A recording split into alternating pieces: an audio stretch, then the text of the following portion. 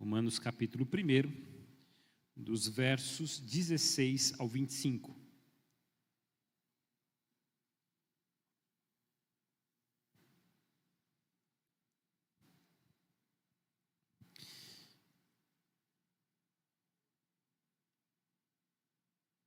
A palavra diz assim: não me envergonho do Evangelho, porque é poder de Deus para a salvação de todo aquele que crê, primeiro do judeu, depois do grego. Porque no Evangelho é revelada a justiça de Deus, uma justiça que do princípio ao fim é pela fé. Como está escrito, o justo viverá pela fé. Portanto, a ira de Deus é revelada dos céus contra toda a impiedade e injustiça dos homens que suprimem a verdade pela injustiça. Pois o que de Deus se pode conhecer é manifesto entre eles, porque Deus lhes manifestou. Pois desde a criação do mundo, os atributos invisíveis de Deus, seu eterno poder e sua natureza divina têm sido vistos claramente, sendo compreendidos por meio das coisas criadas, de forma que tais homens são indesculpáveis, porque tendo conhecido a Deus, não o glorificaram como Deus, nem lhe renderam graças, mas os seus pensamentos tornaram-se fúteis e o coração insensato deles obscureceu-se. Dizendo-se sábios, tornaram-se loucos. E trocaram a glória do Deus imortal por imagens feitas segundo a semelhança do homem imortal, bem como de pássaros, quadrúpedes e répteis, e por isso Deus os entregou à impureza sexual segundo os desejos pecaminosos do seu coração, para a degradação do seu corpo entre si. Trocaram a verdade de Deus pela mentira, e adoraram e serviram a coisas e seres criados em lugar do Criador, que é bendito para sempre. Amém. Amém. A igreja, para mim, é um lugar impressionante. Eu fui criado na igreja desde a minha infância. E eu sempre achei a igreja um lugar único. Por uma razão muito simples. A igreja é composta por diversas pessoas, completamente diferentes em vários aspectos. Por exemplo, nós estamos aqui num templo, e nós temos os irmãos que são membros dessa igreja e estão em suas casas. Cada um é muito diferente do outro. A gente tem histórias diferentes aqui. A gente tem pensamentos diferentes, a gente tem ideias diferentes, a gente tem caminhadas diferentes. A gente tem culturas diferentes aqui. A gente tem gêneros diferentes. Aqui tem homens e tem mulheres. Aqui tem jovens, tem adultos, tem velhos e tem crianças. Não vou falar quem são os velhos. Mas aqui a gente tem pessoas de todas as idades, a gente tem pessoas de criações diferentes, a gente tem pais que criaram os seus filhos em conjunto, numa relação harmônica, a gente tem pais que criaram os seus filhos numa relação tumultuosa, nós temos aqui casais que criaram os seus filhos, nós temos aqui pessoas, indivíduos que criaram os seus filhos. Às vezes o pai que criou, às vezes a mãe que criou, a gente tem aqui pessoas que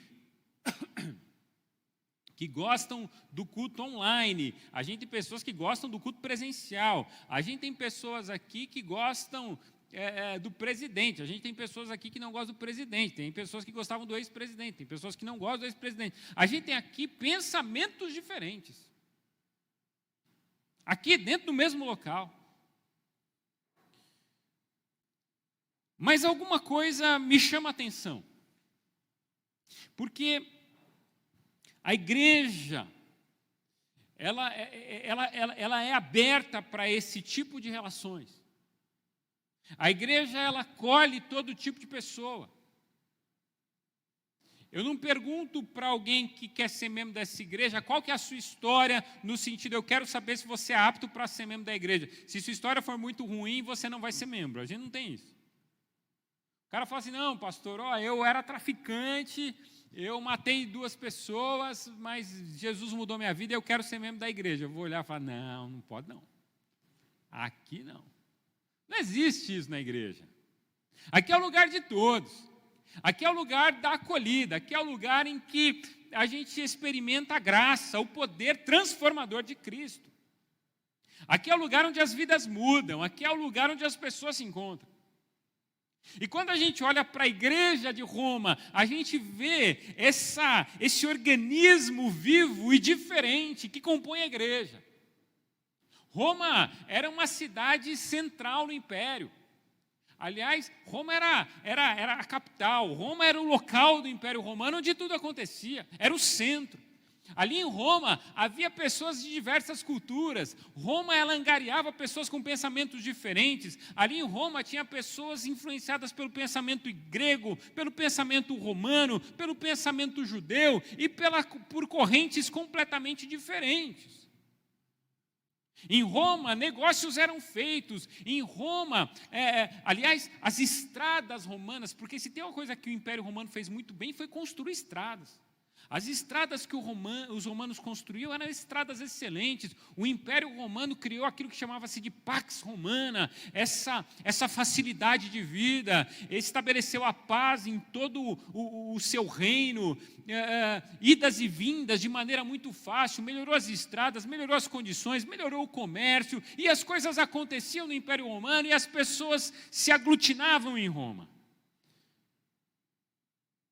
E de repente uma igreja se forma em Roma, e essa igreja que se forma em Roma é composta por diversos cristãos, pessoas que conhecem a Cristo, se entregam a Cristo, mas têm culturas diferentes, pensamentos diferentes.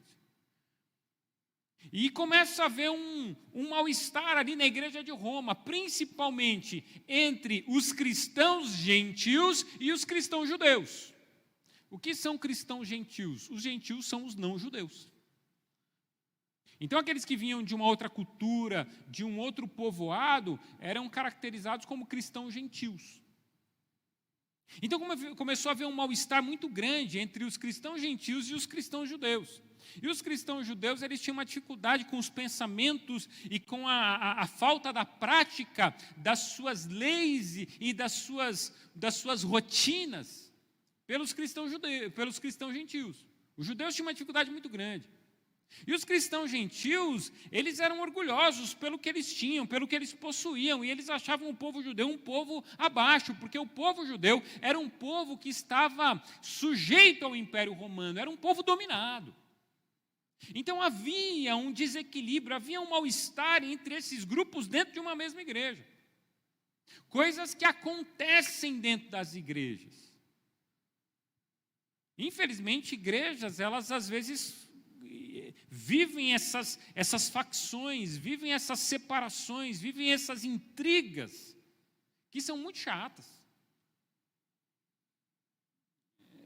E às vezes fica um mal-estar na igreja. Fica uma divisão, não, eu gosto do presbítero Adriano, não, mas eu gosto do presbítero Marcon, não, mas eu sou do presbítero Adriano, não, mas eu gosto do pastor Eduardo, não, eu gosto do pastor Renê. Aí é também injusto, né, Edu? Aí todo mundo vai gostar de você, né, irmão? Óbvio. Aí fica assim, eu gosto do pastor Eduardo, eu gosto do pastor Renê, eu gosto do pastor... Você entende? Essas divisões da igreja, elas geram mal-estar. E, de repente, a gente começa a ver que Paulo ele começa a tratar essas coisas aqui no livro de Romanos. E uma das formas como ele começa a tratar é da seguinte forma, olha, eu quero que vocês olhem para vocês e que vocês entendam que todos vocês estão em pecado.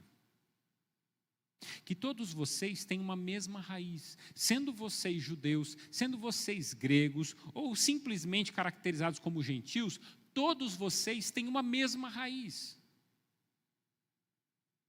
E todos vocês precisam olhar para a vida de vocês com muito cuidado.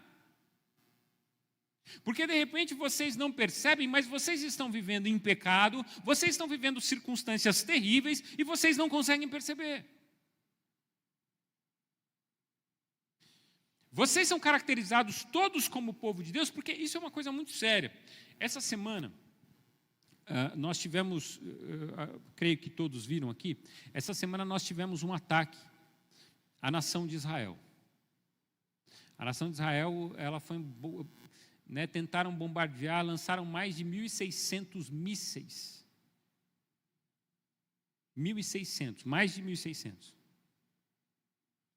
O Estado de Defesa de Israel anunciou que foram mais de 1.600 mísseis e eles tinham ali o seu sistema antimíssil, antiaéreo, e esse sistema defendeu e pouquíssimos mísseis caíram em seu estado, em sua nação. Mas aí a gente começou a ver muitos comentários na internet em relação a Israel, que Israel é o povo de Deus, e eu quero trazer uma clareza para vocês hoje. Porque o Israel de Deus, o Israel escolhido por Deus, ele tem muito a ver com aquilo que aconteceu no Antigo Testamento, no Novo Testamento, e as coisas ainda continuaram acontecendo. O Israel foi um povo escolhido para ser um espelho a todas as nações. Mas no Novo Testamento alguma coisa nova acontece, porque o Israel de Deus passa não mais a ser a nação, mas o Israel de Deus passa a ser a todos aqueles que entregaram suas vidas a Cristo, e esse povo de Deus, que antes ele se alinhava apenas à nação de Israel, hoje esse povo de Deus comporta todos nós que cremos em Cristo Jesus. Nós somos o povo de Deus. Pastor, Israel é menor por causa disso? Não, de maneira nenhuma. Israel é uma nação abençoadíssima por Deus. Israel é uma nação que não foi extinta ainda por causa da graça e da misericórdia e da fidelidade de Deus. Porque se não fosse, já tinha sido aniquilada e destruída faz tempo. Israel, durante o nazismo, Israel foi quase que praticamente inteira aniquilada e extinta. Mas pela misericórdia de Deus se manteve. Então, quando nós olhamos hoje, não, é uma luta territorial, todos ali têm uma razão para lutar pela terra, mas o que eu quero trazer para você, não é que eu estou defendendo ou atacando, a ideia aqui que eu quero trazer para você é que todos esses povos, eles têm as suas razões, todos esses povos têm os seus pecados, e todos esses povos, eles carecem da graça e da misericórdia de Deus, amém? Todos esses povos. Assim como nós carecemos. Então, quando o apóstolo Paulo ele escreve essa carta, ele está falando assim, gente, cuidado, olhem para a vida de vocês e percebam o nível da vida de vocês. Porque aí ele vai trazer 3 ideias que eu quero compartilhar com vocês para que a gente entenda mais profundamente esse texto. E aí a primeira ideia que Paulo vai trazer é a seguinte: prestem atenção na vida de vocês, porque assim, não haverá desculpa e não haverá justificativa um dia. Por quê? Porque Deus, essa é a primeira questão, Deus sempre se revelou à humanidade. É a primeira coisa que Paulo começa a tratar aqui. Deus, ele sempre se revelou à humanidade. Fulano não conheceu a Deus. Os índios que viviam lá, eles nunca foram evangelizados, eles nunca conheceram a Deus. Deixa eu dizer uma coisa para vocês. Todos um dia tiveram a revelação de Deus. Pastor, do que você está falando? Eu estou falando com você do verso de número 20. Acompanhe comigo capítulo 1, verso de número 20.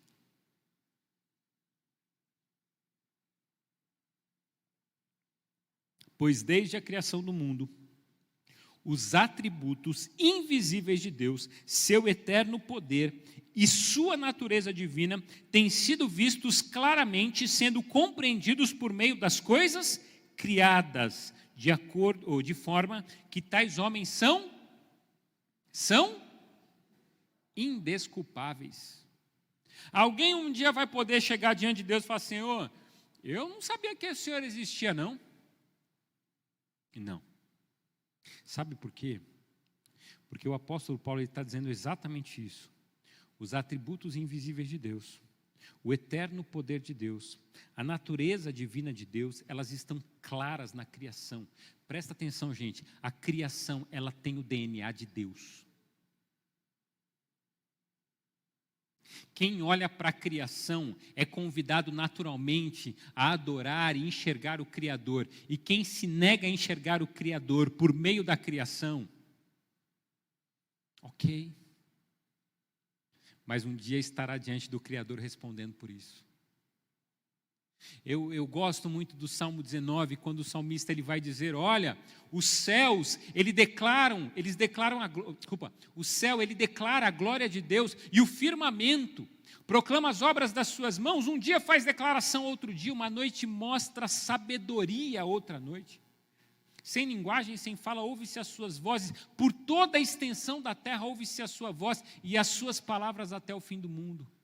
Aí diz assim, nos céus, Deus pôs uma tenda para o sol, o qual sai do seu tálamo e é um grande herói a percorrer os seus caminhos. A sua saída é de uma extremidade da terra e o seu percurso até a outra extremidade da terra. Nada se furta ao seu calor.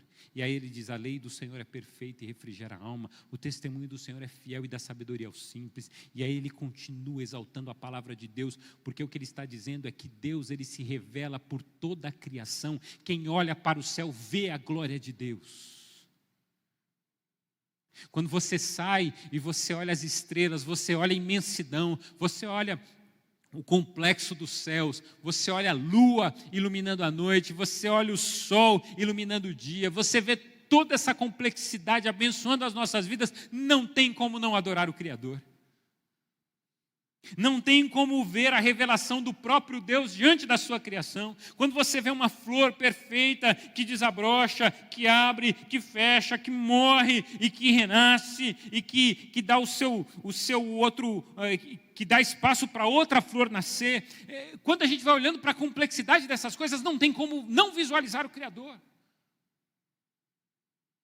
Quando a gente vê a humanidade, a complexidade do corpo humano, quando a gente vê um médico dizendo assim, ó, não tem mais jeito, e de repente a pessoa sai do hospital andando. Quando a gente vê um milagre, quando a gente vê a racionalidade da história, quando a gente vê a lógica sendo rompida pelo poder de Deus, não tem como não reconhecer o Criador. Quando a gente vê restauração de vida, quando a gente vê transformação de comportamento, quando a gente vê pessoas sendo libertas, não tem como não adorar o Criador. O salmista percebe essa realidade. Você quer conhecer a revelação de Deus? Olhe para a criação. Olhe para a criação. Ou você acha que essa complexidade de vida, essa variedade de vida é tudo fruto de uma explosão de uma célula só? Isso aqui é a criação perfeita do próprio Deus. Isso aqui é a criação perfeita do Deus Todo-Poderoso. Deixa eu dizer uma coisa para você. Por mais que você não veja, preste atenção nisso, Deus está se revelando às nações. Deus está se revelando a pessoas que você não faz ideia. Deus está se revelando aos povos muçulmanos, aos povos que perseguem cristãos. Deus está se revelando aos chineses. Deus está se revelando aos norte-coreanos. Nos países que mais há perseguição, Deus está se manifestando. Jesus está aparecendo a pessoas ali. Um dia conversando com um missionário que mora e trabalha e prega o evangelho ali na Oceania, naquela região toda, ele estava dizendo, ele falou assim, rapaz, um dia eu fui, numa conversa muito gostosa, ele está contando, um dia eu fui pregar o evangelho para esse povo e comecei a ler um texto de Apocalipse. E aí, quando eu comecei a citar uma imagem de Apocalipse, daquele de cabelos brancos que descia do monte com os olhos de fogo e a boca afiada como uma espada, eles olharam para mim e eles falaram assim, eu sei quem é. E ele falava assim, então esse é Jesus. Eles falaram, não, esse aí faz parte da nossa história, porque a gente sabe que um dia ele vai voltar. Ele virá para nos salvar. E aí ele ficou olhando e falou assim, é Jesus. Ele falou, então, esse Jesus é fulano. Porque ele já falou com a gente já tem essa história, a gente já está esperando esse acontecimento um dia. Porque mesmo que o evangelho esteja chegando a alguns lugares, algumas pessoas já estão sendo visitadas por Deus, por Jesus, pela presença do Espírito, e Deus está se revelando a elas. Muitos povos que não têm acesso à Bíblia têm encontrado a revelação de Deus na natureza e têm adorado ao Criador, glorificam a Deus e lhe rendem graça. O homem é indesculpável, quando ele decide não adorar a Deus, quando ele abre mão do conhecimento de Deus para exaltar o seu próprio conhecimento. Um muçulmano, natural da Turquia, ele se chama Ali Bektaş, e ele foi um dia fazer uma peregrinação a Meca, como todo muçulmano tem isso como projeto de vida. Ele foi fazer a sua peregrinação a Meca. Se preparou, tinha uma ansiedade muito grande para ver se acontecia, mas durante o caminho, ele conta que ele foi orando, pedindo para que Deus falasse com ele, para que alguma coisa acontecesse, para que ele tivesse uma experiência com esse Deus em Meca.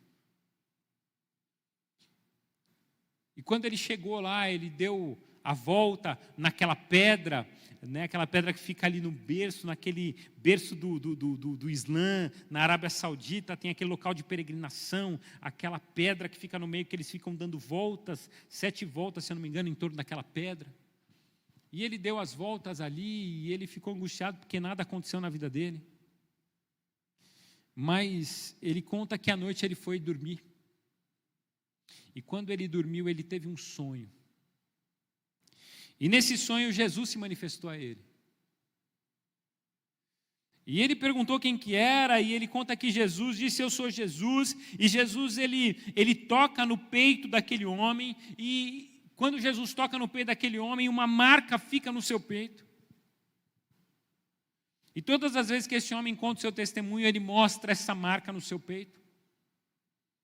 Porque Jesus o visitou em sonhos Jesus tocou nele, mas na realidade ele ficou com a marca no peito. E a partir daquele dia a sua vida mudou, e Jesus falou para ele que a partir de agora, Jesus queria que ele pregasse o evangelho. Aquele homem que era um alcoólatra, fumante, que costumava agredir a sua esposa, ele decidiu mudar a sua vida no encontro com Deus. Um sonho. Eu posso dizer uma coisa para você? Ele não é o único. Milhares de muçulmanos estão tendo sonhos. Milhares de muçulmanos estão sendo revelados ou estão obtendo a revelação de Cristo. Chineses, escondidos na sua adoração, estão experimentando a presença de Deus. Jesus está vivo. Jesus está no nosso meio, amém? Jesus está chamando, Jesus está trabalhando, Jesus está se revelando às nações. Talvez Jesus não tenha que fazer isso com a gente. Por que Jesus não aparece em sonho para mim? Porque não é necessário. Você não está sofrendo perseguição. Você tem acesso à palavra. E a palavra é a maior revelação de quem Deus é. Você quer saber quem Jesus é? Quem Deus é? Olhe para a palavra, porque a palavra apresenta Jesus, e Jesus é a representação, Jesus é a revelação máxima de Deus. Você quer saber quem Deus é? Olhe para Jesus. Mas aí Paulo vai continuar, porque Paulo vai trabalhar essa ideia em primeiro lugar. Vocês precisam crer em Deus, e nenhum homem será desculpável por não crer. Nenhum vai poder justificar. Tribos indígenas, no meio do nada, adoram o Criador. Quantos missionários nos contam essa história de tribos indígenas que fazem culto e adoram ao Criador? Do jeito deles, de uma forma completamente diferente dos nossos ritos, mas eles reconhecem a figura do Criador. E nós precisamos enxergar a revelação de Deus em cada detalhe da vida. Segundo lugar, o que Paulo vai nos ensinar também, e eu quero que você preste muita atenção nisso, porque Paulo ele vai continuar escrevendo, ele vai dizer assim, prestem atenção, porque o amor de Deus é um amor real. Mas eu quero que vocês percebam também que a ira de Deus é algo real. Assim como o amor de Deus é real, a ira de Deus também é real. E uma das acusações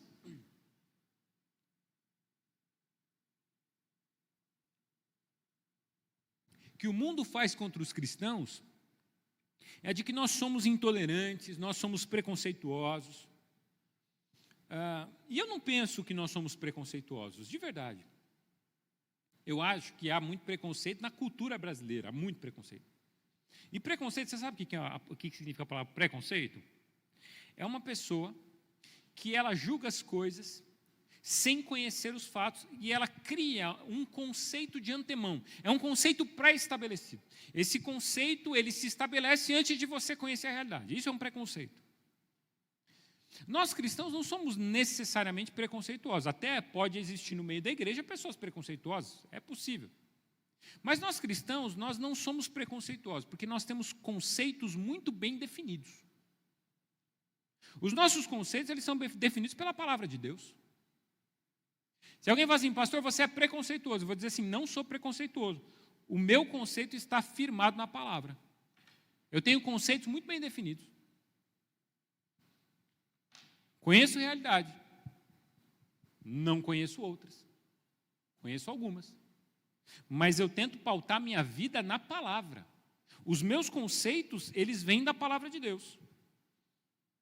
E na palavra de Deus eu tenho algumas ideias. O que eu vejo nesse mundo, no dia a dia, eu não corroboro e não concordo com algumas ideias que esse mundo me propõe. Por exemplo, pastor, eu ouvi dizer que todos os caminhos levam a Deus. Nós, crentes, acreditamos que todos os caminhos levam a Deus? Sim ou não? Não. Porque, de repente, Jesus ele vem na sua palavra e vai dizer assim, olha, não há nenhum mediador entre Deus e os homens, senão Jesus Cristo. Ele é o único mediador. Não adianta pedir para fulano, não adianta pedir para o santo, não adianta pedir para a santa, não adianta pedir para Nossa Senhora, para o Nosso Senhor, para não sei o quê. Não adianta. Não adianta fazer um trabalho na nossa visão, na nossa crença, na nossa fé. Não adianta fazer um monte de coisa porque nós não cremos nisso. Isso não é um preconceito, isso é um conceito muito bem estabelecido. Ah, pastor, mas então quer dizer que você não olha para as pessoas, você não conversa? Não, eu converso, troco ideias, quero entender. Né? Assim funciona a vida. Mas eu tenho meus conceitos, e os meus conceitos são a minha segurança. Se alguém chegar para mim e falar assim, por que você não separa da sua esposa e casa de novo? Eu vou dizer, é lógico que não, olha que coisa linda que eu tenho ali. Ó. Óbvio que não.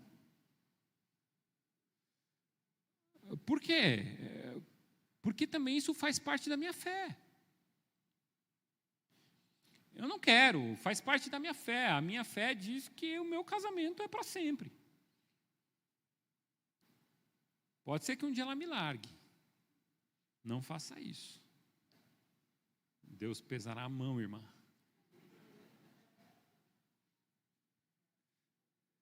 Você entende? Eu tenho fé, eu tenho convicções, e as minhas convicções, elas são tão fortes, elas são tão firmes, que elas me impedem de fazer algumas coisas. São os meus conceitos, não são os meus preconceitos, são os meus conceitos muito bem estabelecidos, porque eles estão estabelecidos na palavra. Então a gente precisa tomar cuidado com isso, porque às vezes a gente fala assim, não, mas a gente precisa ir, o mundo está indo para esse lado, a gente precisa ir também. Espera aí, a Bíblia diz que a gente não pode se conformar com esse mundo. É por isso que eu não tenho dificuldade, se o mundo está indo para lá, eu falo assim, bom, eu acho que eu tenho que ir para cá. Se o mundo todo está indo para lá, eu já tenho uma direção, é para cá. Mas assim, há coisas que você vai ver e fala assim, não, isso aqui é interessante, isso aqui faz parte, a Bíblia fala sobre isso. E tem coisas que você vai falar assim, epa, isso aqui está longe do que a Bíblia diz. Então, por mais que a sociedade ela se movimente, não, ó gente, as TVs estão falando sobre isso, está todo mundo falando sobre isso, olha, os cristãos estão sendo malquistos por causa disso. Eu vou falar, se estiver na palavra, eu prefiro ser malquisto. Porque Jesus vai falar assim, bem-aventurados sois vós quando sofrerem perseguições. Ou você acha que a igreja veio para animar o mundo? Você acha que a igreja veio para que o mundo olhe e fale assim, eu quero ser igual à igreja? Muitas vezes o mundo vai olhar e falar assim, eu odeio a igreja e eu quero que ela acabe. muita coisa não acontece aí fora por causa da igreja. O que impede o caos de gerar na humanidade, eu acho, pastor, eu acho que é a igreja. Aí eu acho, tá? Eu acho. Porque os princípios cristãos, os valores cristãos, a vida cristã, ela faz, por exemplo, com que as famílias sejam fortalecidas. O princípio cristão, o valor cristão, a vida cristã, ela faz com que as pessoas sejam fortalecidas, com que as pessoas elas evitem as suas paixões. E olha que interessante, perceba o que as pessoas estavam fazendo. E olha o que o apóstolo Paulo vai dizer. Acompanha aí na sua Bíblia, verso 21. Ele vai dizer que essas pessoas não atribuíram glória a Deus. Verso 23, criaram imagens para adorar. E olha que interessante, quando ele fala sobre as imagens para adorar, mais para frente ele vai falar assim, as pessoas elas não deram glória a Deus e criaram imagens, como a imagem de seres humanos, de seres mortais, e começaram a adorar essa imagem, ao invés de adorar o Deus imortal. É quase que um narcisismo isso. A gente deixa de adorar um Deus imortal, Senhor de todas as coisas, para adorar uma imagem igual à nossa. Por quê? Porque no fundo a gente quer ser adorado. É mais ou menos isso. A gente cria imagens igualzinho a gente. E a gente fala assim, esse deve ser adorado. Por quê? É porque ele parece com você. E no fundo, você gostaria de receber adoração. Mas olha o que o apóstolo Paulo começa a dizer. Essas pessoas não atribuíram glória a Deus, criaram imagens para adorar. Verso 25, trocaram a verdade de Deus pela mentira. Verso 25 ainda, preferiram adorar a criatura ao invés do Criador. Verso 28, desprezaram o conhecimento de Deus. Posso perguntar uma coisa para você? Você acha que isso não acontece nos dias de hoje? As pessoas não estão desprezando o conhecimento de Deus? Uma das batalhas no Brasil é que as Bíblias saiam da biblioteca, você acredita? Esses tempos atrás estava uma briga na justiça para que as Bíblias fossem retiradas da biblioteca. Tudo bem, se o nosso país não quer enxergar a Bíblia como um livro de fé, não tem problema, cada um vai enxergar do seu jeito. Mas assim, continua sendo um livro. Por que não é para estar na biblioteca? Só porque que é o livro da fé cristã? Não faz sentido isso, gente. Mas é o que a gente está vendo. As pessoas estão desprezando o conhecimento de Deus. Elas preferem adorar a criatura ao invés do Criador. E aí, de repente, a gente vai criando uma cultura antropóloga, onde o homem é o centro do universo e onde Deus fica de fora. Ok, o homem é o centro, só que cadê Deus nessa história toda, no centro do homem? Não, Deus está fora. Aí a gente começa a ver que a sociedade está tirando Deus de todas as suas decisões. Por exemplo, Deus, em sua palavra, sempre nos incentivou a orar pelas autoridades, a respeitar as autoridades, a abençoar as autoridades, e ele vai dizer, que a Bíblia diz, o apóstolo Paulo diz que as autoridades são instituídas por Deus. E sabe o que nós fizemos? Nós passamos a desrespeitar todas as autoridades. E as nossas crianças, os nossos filhos já não respeitam mais autoridades. Quer um exemplo? Professor na escola é respeitado ou não pelas crianças? Nem um pouco. Quem foi professor lá atrás e é professor hoje ainda, sabe da diferença que é. Do que era você tratar a criança e você ensinar a criança há 30 anos atrás e ensinar hoje. É completamente diferente. As crianças batem boca, as crianças encaram os professores. As crianças xingam os professores, as crianças batem nos professores.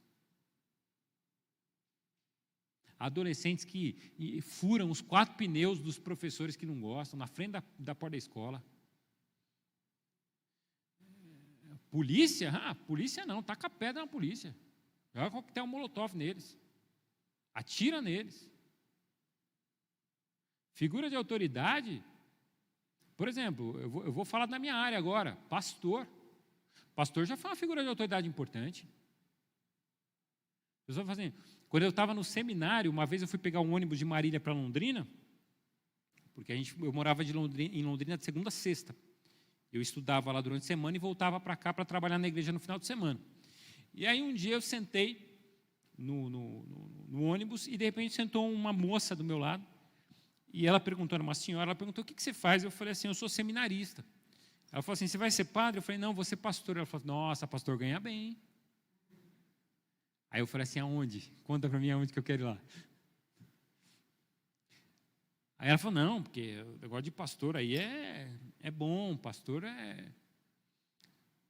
E eu fiquei pensando nessa ideia aí, um amigo meu chegou um dia no seminário, ele falou assim, rapaz, o policial me parou na estrada, ele tinha um Monza todo detonado, e o policial parou ele na estrada e falou assim, o que você faz?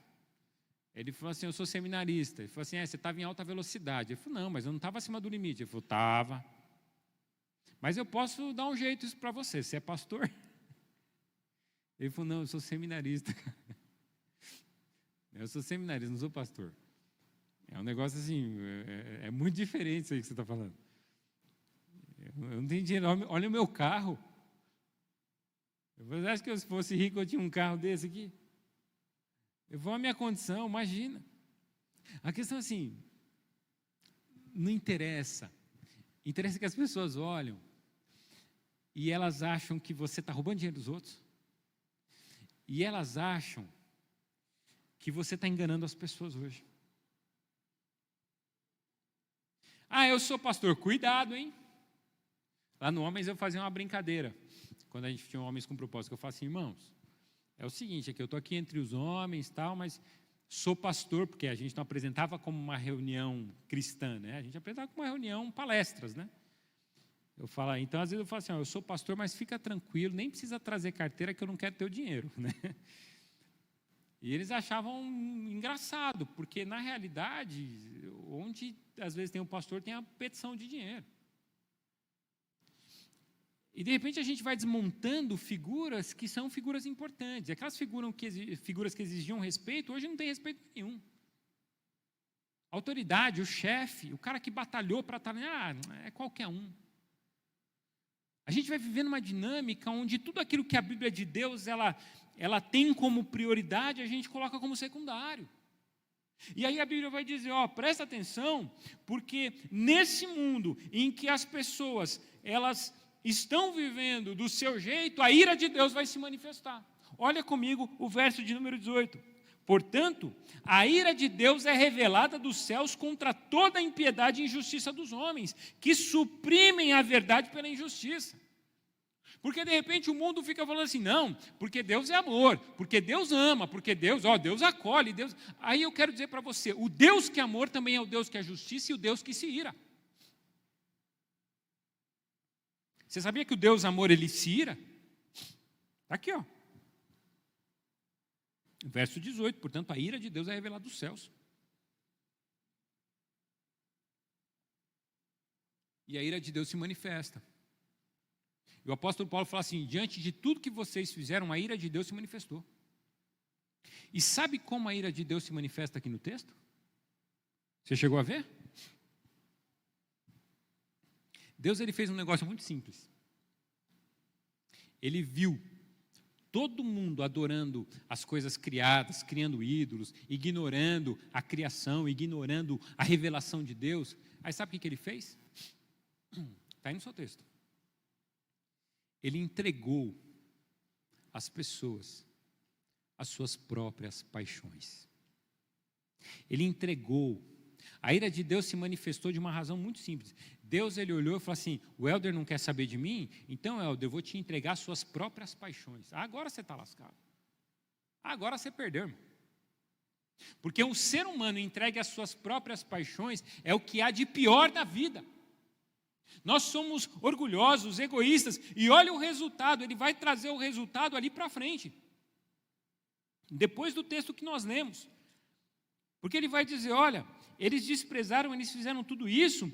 Aí no verso 29, tornaram-se cheios de toda sorte de injustiça, maldade, ganância, depravação. Estão cheios de inveja, homicídio, rivalidade, engano, malícia. São bisbilhoteiros, caluniadores, inimigos de Deus, insolentes, arrogantes, presunçosos.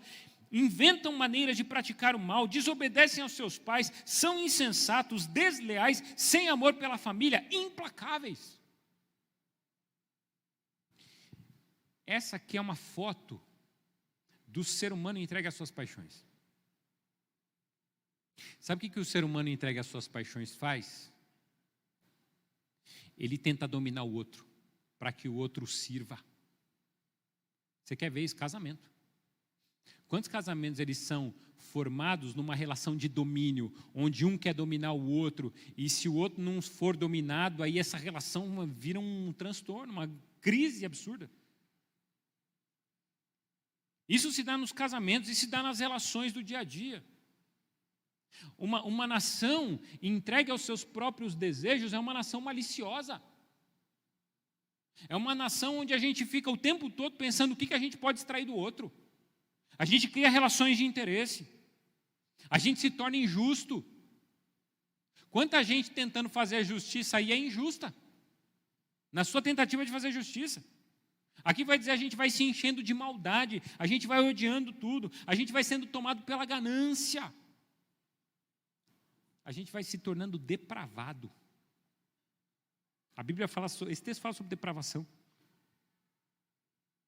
Ele fala assim, Deus entregou às pessoas as suas paixões, e aí começou a virar uma bagunça. As pessoas já se tornam infiéis, não têm fidelidade nos seus relacionamentos, as pessoas se deita todo mundo com todo mundo, virou uma loucura isso. Virou uma loucura. E de repente, a gente começa a ver, e aí olhando para o nosso tempo, os ídolos da nossa nação. Quem são as pessoas importantes da nossa nação?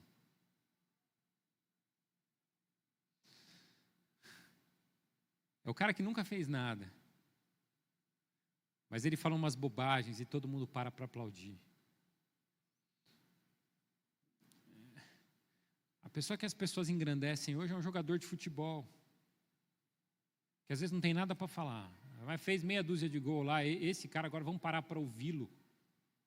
É o ator de televisão que nunca acrescentou nada na vida de ninguém. Ele fez uma novela que fez sentido, aí ele fala qualquer bobagem, todo mundo, ele falou isso. E as notícias ficam, fulano falou isso, Beltrano falou isso, aí você fica olhando e fala assim, quem que é esse cara? Mas o que ele já fez de bom para a humanidade? Quem que ele já ajudou? Não ajudou ninguém, mas ele está na mídia. Meu Deus, isso aqui é a maior bobagem. A nossa nação virou um antro de maluco. Se deixar, as pessoas passam horas e horas assistindo um programa em que tem 20 pessoas que você nunca viu na vida dentro de uma casa, e você fica vendo assim, o que elas estão falando, o que elas estão fazendo, o que elas estão comendo, o que elas estão... eu vou votar em fulano para o fulano ficar ou sair. Desculpa, irmãos, me excedi agora. Eu sei que tem muita gente que gosta. Mas se deixar, a gente fica o dia inteiro fazendo isso, cuidando da vida dos outros. Porque assim, no fundo, o que a gente está fazendo é cuidar da vida dos outros. No fundo, a gente está julgando as pessoas pelo que a gente está vendo ali na televisão. E no fundo, a gente ainda tem a pachorra de ficar ligando para dizer quem fica e quem sai. É quase uma ação divina isso. Eu sou Deus, eu olho a vida dela o tempo todo, 24 horas por dia, e eu decido se ela fica ou sai. Não dá um negócio de onipotência? Pastor, eu estou em pecado? Não, irmã, você assiste o que você quer. Eu assisto Corinthians. Que moral que eu tenho para falar dos outros? Não, e o pior... Hoje eu já sabia como ia ser o jogo e eu parei para assistir. Sabe gente que gosta de sofrer? Sou eu. Eu gosto de sofrer. E eu acho impressionante. Meus filhos já aprenderam. Meu filho mais novo fala assim, o Corinthians, vai perder, ele sai. E ele acerta todas, é impressionante. Ele acerta todas, não erra uma. Então, gente, a gente vai ficando Assim, ó, insolente, arrogante, presunçoso, desobediente. A gente começa a desobedecer aos pais. Os filhos hoje não desobedecem muito aos pais? Por quê? Porque pai não é mais uma figura de autoridade.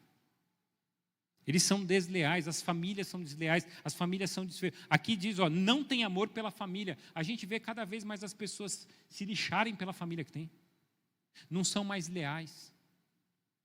Aí o apóstolo Paulo está dizendo assim, ó, cuidado. Porque a gente está vivendo um momento onde o mundo está entregue às suas próprias paixões. O mundo não valoriza mais o que Deus valoriza. O mundo valoriza as coisas do seu coração. E a Bíblia já diz que enganoso é o coração do homem. Quem o conhecerá? A Bíblia diz que há caminhos que ao homem parecem direitos, mas o fim deles são os caminhos de morte.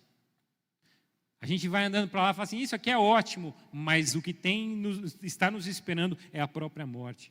Estamos vendo uma sociedade que se afasta de Deus, que nega a sua existência, que decidiu adorar a criatura, que se afastou da palavra de Deus. E olha onde nós estamos chegando hoje, gente.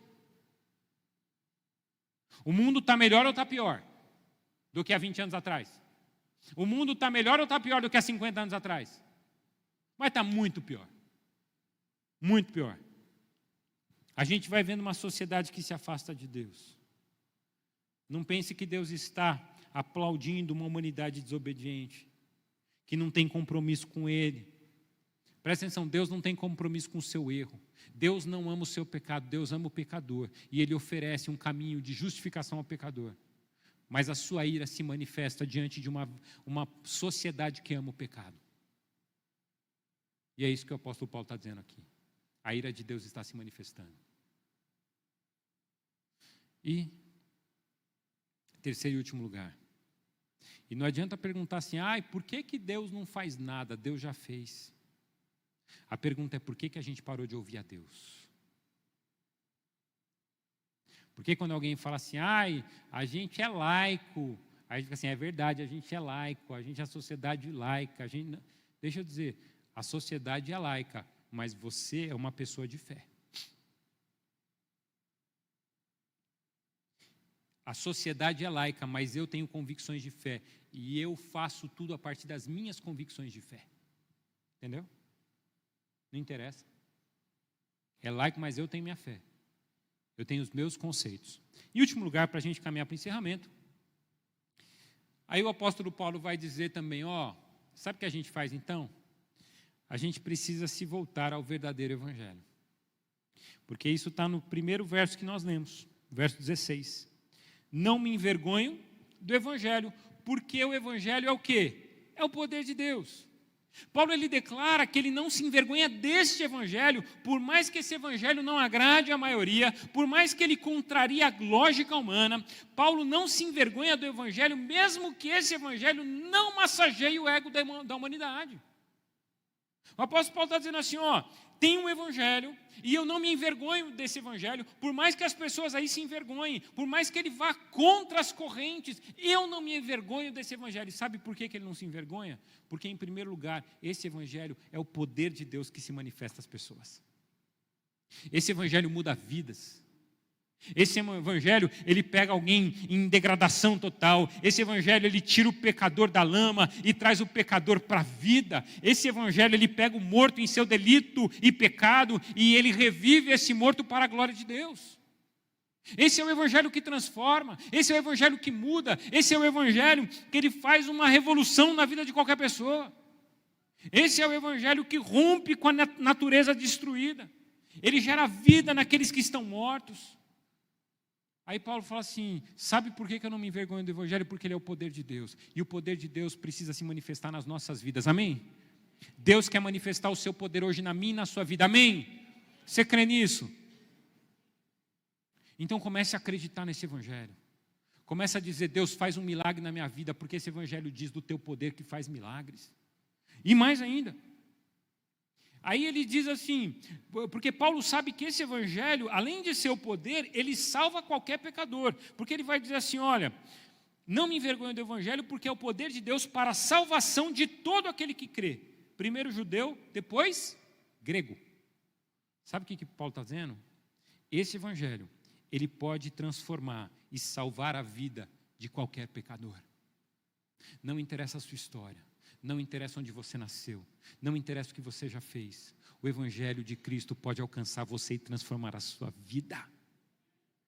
Não interessa quantas pessoas o traficante matou, não interessa o que ele fez, não interessa como ele fez, o que interessa é que esse Evangelho pode transformar a vida desse homem e tirar toda a sujeira de dentro dele e transformar ele num ser divino, num ser abençoado, num ser transformado e cheio da presença do Espírito Santo. Ser divino que eu digo é cheio de Deus, tá? Vai falar assim, não pastor, agora eu sou divino. Não, só se for seu sobrenome, né? A questão é que o Evangelho transforma. E Paulo sabe que o Evangelho, ele se fundamenta na justiça de Deus. Porque assim, presta atenção. Todas as pessoas hoje têm acesso ao Evangelho a partir do quê? Da fé. E aí Paulo vai dizer assim, vocês foram justificados. Porque no Evangelho é revelada a justiça de Deus. Uma justiça que do princípio ao fim é pela fé. Gente, isso é maravilhoso. Olha o que Paulo está falando. Todos nós temos acesso a esse poder, todos nós temos acesso à salvação. E isso não depende de mérito humano, isso depende da fé. Você é justificado pela fé. Você não é justificado pela sua história. Sua história pode abrir portas e fechar portas. Mas as portas dos céus, elas são abertas pela fé. E o apóstolo Paulo está dizendo isso. Olhe para o Evangelho. Porque o Evangelho é vida, ele é poder. O Evangelho é salvação, ele é transformação. Você precisa ver vidas sendo transformadas? Evangelho. Você quer transformação na sua alma? Evangelho. Você quer mudança de vida? Evangelho. É o Evangelho que faz tudo isso, é o Evangelho que muda a vida, porque enquanto os judeus se debruçavam no cumprimento da lei e os gregos investiam em sua lógica de conhecimento, o Evangelho apresentava a justiça de Deus por intermédio da fé. O Evangelho dizia aos judeus, não é pela rotina, não é pela prática da lei, é pela fé em Cristo Jesus. O Evangelho dizia aos gregos, a sabedoria de vocês é loucura para Deus, e a sabedoria de Deus é loucura para vocês, porque não é pela quantidade de conhecimento, é pela fé. E o conhecimento que todos nós precisamos ter, sabe quem vai nos revelar? O Espírito Santo de Deus. Ele nos faz lembrar aquilo que Deus já nos ensinou. Eu quero convidar você hoje a voltar a viver pela fé, se necessário. A voltar a crer. A voltar a debruçar o seu coração na presença de Deus. Feche os seus olhos, vamos orar. Que Deus abra os seus olhos hoje para que você possa ver a revelação de Deus através de tudo que Ele criou. Que você possa experimentar o amor de Deus, mas também se atentar para a realidade da ira de Deus, que se manifesta muitas vezes quando desobedecemos, quando abrimos mão de tudo que é dele. Volte os seus passos aos caminhos de Deus hoje. Volte os seus pés à caminhada cristã hoje. Que o seu coração abra mão dos achismos e que o verdadeiro Evangelho, que é fundamentado na fé, seja a base de todas as coisas e todas as decisões da sua vida. Eu quero convidar você a orar aí no seu lugar.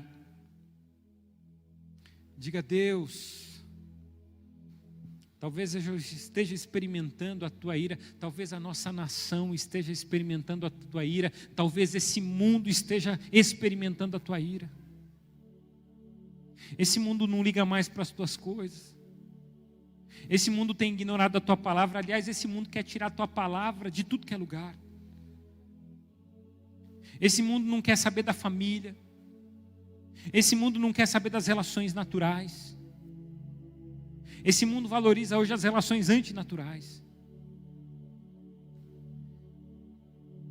Esse mundo hoje, ele aplaude as coisas erradas. E esse mundo ignora cristãos que estão sendo mortos em genocídios, Comunidades cristãs inteiras são mortas, e esse mundo não está nem aí, nem liga para essa notícia. Porque são cristãos. Eles não têm valor, eles não valem a pena nesse mundo. Mas nós cristãos sabemos que o nosso valor não está aqui. O nosso valor está aí, Pai. O nosso valor está em Ti. E um dia nós seremos recebidos em festa nas mansões celestiais.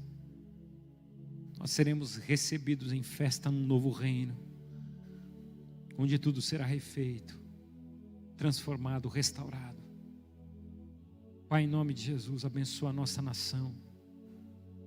Volta a nossa nação a Jesus Cristo. Que os nossos governantes se dobrem a Jesus. Aquele que diz: não roubarás e não matarás. Que os nossos governantes olhem para a Tua palavra e para a Tua lei que diz que não terás outros deuses. Pai, muda a vida da nossa nação. Nação que sofre com pandemias, nação que sofre com a corrupção, nação que sofre, ó Deus, com o engano, nação que sofre com as mentiras, nação, ó Deus, que tem apresentado um pai que não é o Senhor, nação que tem tentado se filiar ao pai da mentira, ao próprio Satanás. E hoje nós queremos nos colocar como igreja dizendo: Pai, o nosso Deus é o Senhor, nós não queremos ter outros deuses, nós não queremos ignorar, ó Deus, o Teu conhecimento, nós não queremos não glorificar o Criador, aquele que se revela, mas nós queremos vê-lo em cada detalhe da vida. Abra os nossos olhos, abra a nossa mente e abra o nosso coração, em nome de Jesus.